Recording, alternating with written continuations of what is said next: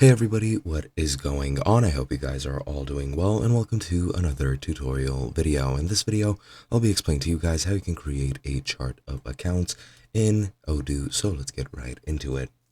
Now for this, you're going to need the accounting module. You can set this up while creating your database, or you can set it up later through the apps menu right over here.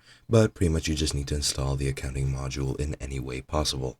Now, once you have it, then you want to enter it, and once you're here in the main dashboard or within the module itself, you want to go into configuration. Here you're going to go into chart of accounts, and here you'll see a list of all your charts of accounts. And as you can see, it's a very long list. Not sure if this is all supposed to be auto-generated, if it's supposed to be there by default.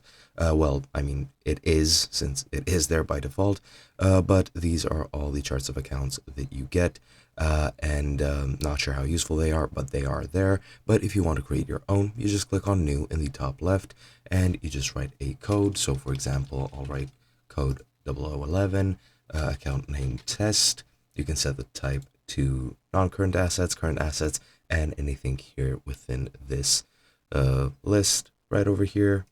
And then once that's done, just click away, and as you can see, that new chart of accounts has been created. And that is pretty much all there is to it. I hope you guys enjoyed, and I'll be seeing you guys in another video.